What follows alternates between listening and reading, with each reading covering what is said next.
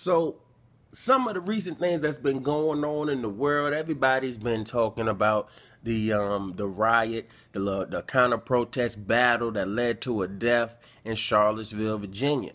Now, it's crazy that, this whole year we've been going back and forth and different things. And even last year, from the protests for Colin Kaepernick and whatnot. And now, it's really becoming just a pattern of, hey, it's misunderstanding. That's what it really comes down to, okay? Because you have a lot of black people speaking out on these protests and the reasoning behind it, and the also, with the Charlottesville, Virginia, these are the people that we thought didn't exist, that we talk about that don't exist, quote unquote. People say, oh no, come on, it's not racism, it's not this, it's not a lot of people say, hey, it's just people having free speech, people just saying, what their opinion is, and you're entitled to have your own opinion. Now, one of the questions that's crazy to me is, at this point, it's not just the fact that white people or non-color people of non-color don't believe or don't understand that this is racism, but you gotta flip it. Like, if you wanted to have like some empathy, it's hard to put yourself in the shoes. Like, I, as a black man, I don't get what's going on in a white person's mind. So I can't expect them at the end of the day to understand what's going on in my mind. As far as a black man, like, okay, so as a black man, I'm telling you that this is going on.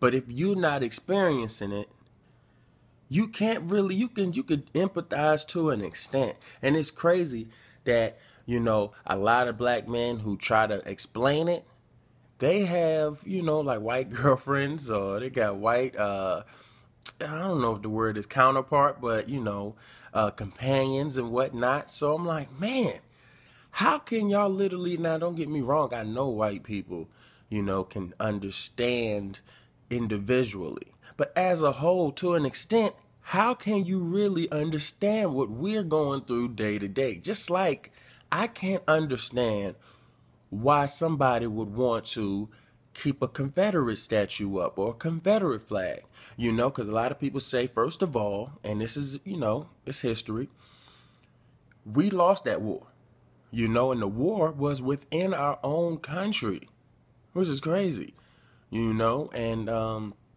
y'all really wanted to keep slavery going. And that's just some shit that we was not down with. So because you can say, oh, it's Southern pride. Southern pride? So we're all a country. And so you okay with breaking off and saying, yo, it was better. America was probably, quote unquote, great when we separated it from the Confederate and the Union. And, we was doing slavery down here, no problems. I don't understand. I don't understand how you could say that's not racist. Please tell me how that's not racist, but that's some shit that's been going on, and it led to the death of Heather, I can't remember her last name, but she was one of the counter protesters during the Charlottesville little mini riot, man. So, oh man, it was crazy, and it was so many people down there, I swear, it looked like South by Southwest of fucking, just protesting. And it was crazy, man. And it's just like, typically you would hear people in the riots, like for Ferguson and different things like that, as, the thugs and their, just hoodlums and, other words that just, for some reason, when it's black people, those are descriptive words. But in the same sense, a group of, there was like, if you looked at the videos, all the videos I saw, black people was like peppered in a little bit. You know what I mean? We was not the bulk of that that protest. Probably because it was Charlottesville, Virginia. But, that's neither here nor there. What I'm trying to say is, I didn't see anybody with hoodies. I didn't see anybody with sagging pants, because, you know, those are the descriptions that they try to use for black people to associate them with being a thug. I didn't see, you know, nobody like that. So, the thing about it is, what it comes down to is, thug, that term, that's determined by your actions, not your appearance. And that needs to be stressed as well, you know, because that's something that people go through as black people, and white people don't, and white people may not, I'm pretty sure they don't go through that type of shit. But that's all because certain descriptions are tagged with us as our appearance and not in our actions. So we already come in the game, you know, being judged.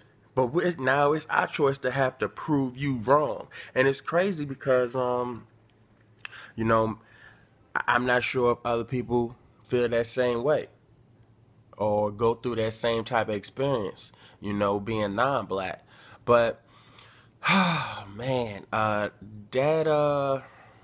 don't know, man. I get on my tangent because when you talk about that riot in Charlottesville, also you got the president, and I really just feel like motherfuckers is done with the president, period. Okay? If you don't like them, you still don't like them. And if you kind of like them, you probably don't like them at all. And it's something about when you don't like somebody at all, it doesn't matter what they do. You're going to find something wrong with the shit. Now, the riots that happened on a Saturday, he do a little tweet. He didn't address nobody. On Monday, he does you know, he condemns the people involved, but it was like, why ain't you calling them by their name? You know, call them out like they are. You know what I mean? It was like, that's because you with them. That's the reason why you ain't gonna call their name out. I bet you won't call their name out though. The next day, he do a press conference and he says, the KKK, the neo-Nazi, the white nationalists, you have no place in this country, and I condemn you. And people immediately said, fuck that. Nah, it's too late now. You should have been said that. Now you trying to retract your statements? I'm like, oh, come on. That just proves y'all don't fucking like him at all. Okay? Because my thing is, I'm not going to get nobody a pass.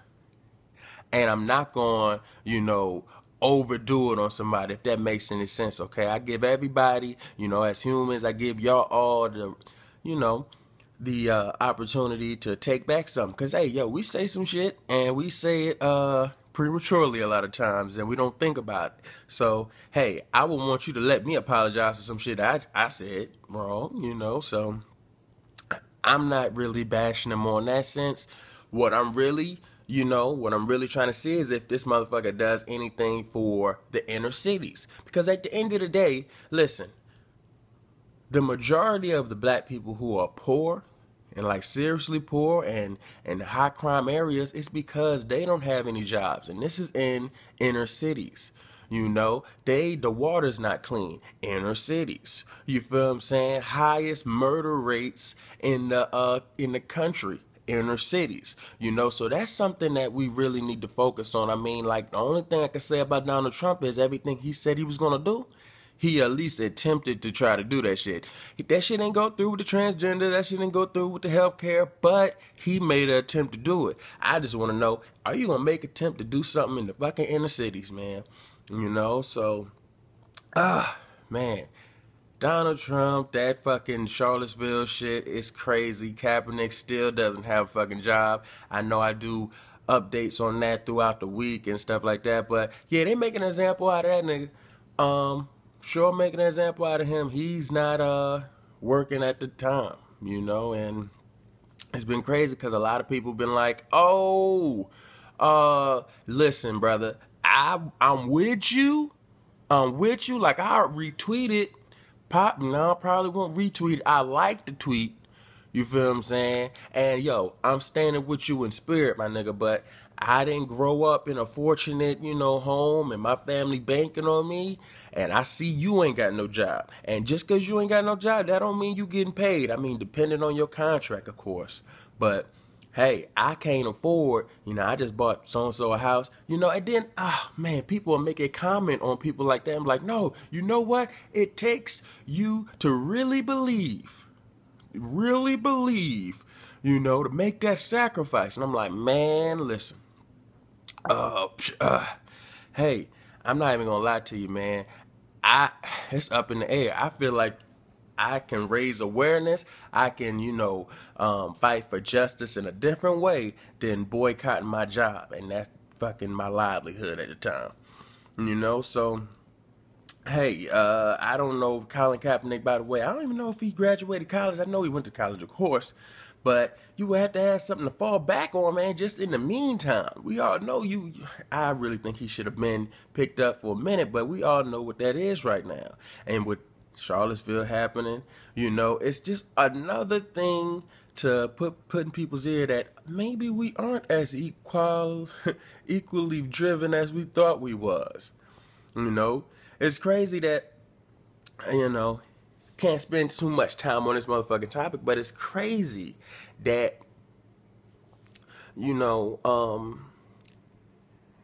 you talk about black equality, it goes iffy. It's real iffy. But as soon as you start mixing in other demographics like Jews or homosexuals, feminists, stuff like that, it's like, oh, well, that's a real big problem. You can't go against them because that affects many races. But when you're just talking about blacks being untreated, not too many people can relate to that if you're not black. And it's crazy that it's hard to take that into consideration because it's like you have eyes just like we do. And you've seen the history and you've seen what we was up against and what we still being chosen with. I mean, I feel like the thing about tradition, when you say Southern pride is tradition, tradition is when you raise your kids up with the same tradition that you was raised in.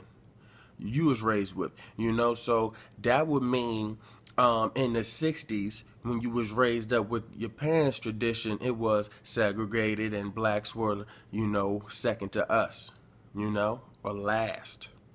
So if you continue that tradition, then yeah, it's possible for you to be racist right about now, in 2017. I mean, listen, man, it's only 50 years, only 50 years ago. That's what, 3 generations, maybe. If you was born in the 60s, you might have had a kid in the 20s, and then your kid's probably now in his 20s, 30s. So look, man, it's only 2 generations for you to try to brainwash that shit or, drain all of that shit out. So it's very possible for racism to be going on right now, man. And it's crazy because when people talk about that, they all say, oh no, slavery was abolished in 18, blah, blah, blah. I'm like, man, fuck all of that. That's when we wasn't humans, Now we were second class humans for the next goddamn almost 100 years, So I mean, hey, don't get me on that tangent, you dig what I'm saying? Oh, man. It looks like we lost a great man, that was dropping that knowledge, was in all the civil rights movement. He started off as a comedian and then a dietarian. He also played in, I believe he played a significant part in Roots. I think he was Black Moses. I gotta double check that. But I remember Jamie Foxx referencing it one time in a roast. He was like, Black Moses. But hey, anyway, he has gone on to the next phase, I like to say he gone to glory. Gone to glory, he gone home to the upper room. Oh, man, Dick Gregory, man, he was a great man, a great black man. Oh, man, and I feel like I got to emphasize that because, Dick Gregory, when you listen to him, he commanded the attention because he had some knowledge that was, golden. So, rest in paradise, rest in heaven, rest in Zion, Doc, I don't know if he was a doctor, but he's going to be a doctor right now. Dr. Dick Gregory, So moving on to another Focus of the day.